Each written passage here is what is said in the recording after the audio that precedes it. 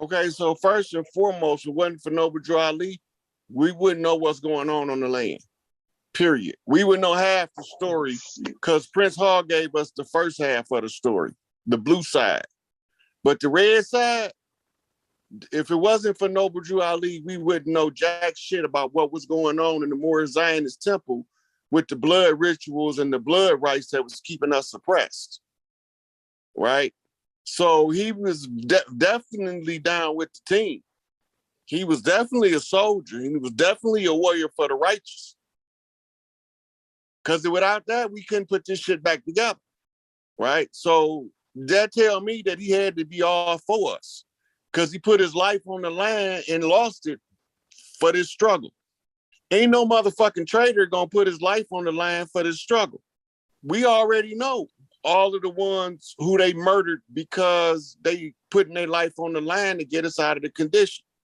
Well, Farrakhan came to us and said, we ain't gonna let no more our leaders get just murdered like that. So the FOI first had to get rid of the traitors they had. So Wallace decentralized, remember? And then Farrakhan single-handedly rebuilt it, but he didn't just rebuild it, he handpicked everybody.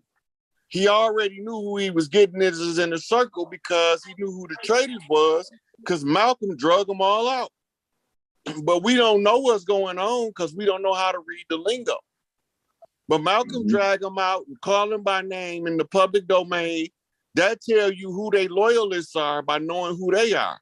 And when you know who they are and who they loyalists are, you know who not to pick from. And that's why he was able to be successful without getting murdered this long, because they can't touch him. He set his shit up right. And he married to the grand matriarch on the land. So that make you persona non grata, keep your hands off Farrakhan. Now you got a lot of people that think that he might have sold out because he been in the Masonic lodges and all that shit.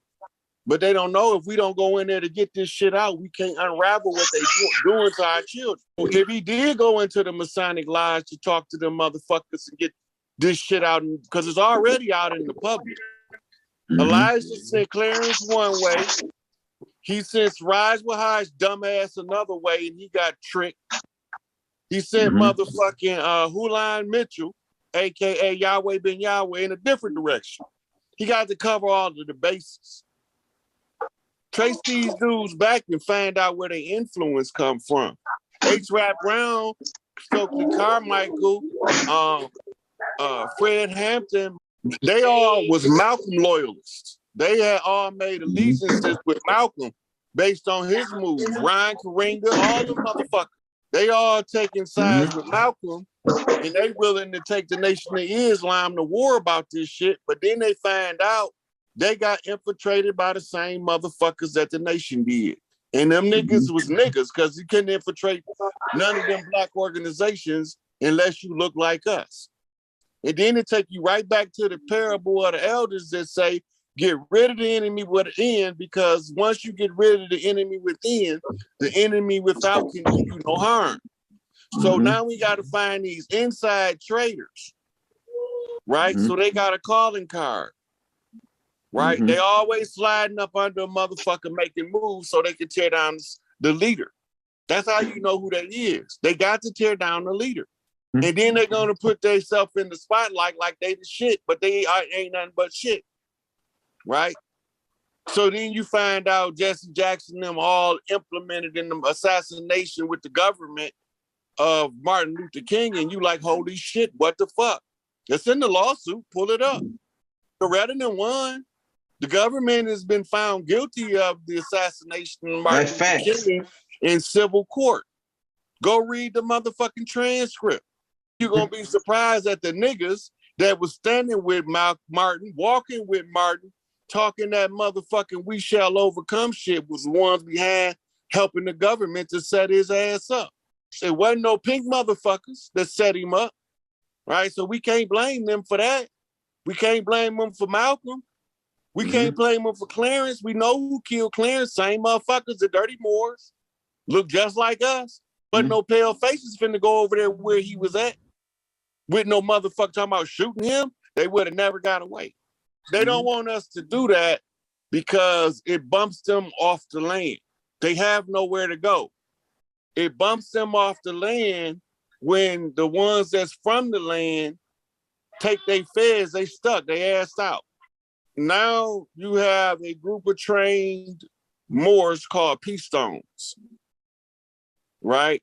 That's their job to figure out who the dirty Moors is, who the righteous Moors. It's what you call family business. That's their family business. I'm from the Blue Lodge. It really don't have nothing to do with me other than I'm obligated to tell the people who the dirty hands is behind the scene, the black hand under the KKK robe. If I wasn't obligated, I wouldn't be telling them. I wouldn't even be saying nothing about them because that's not my family tree.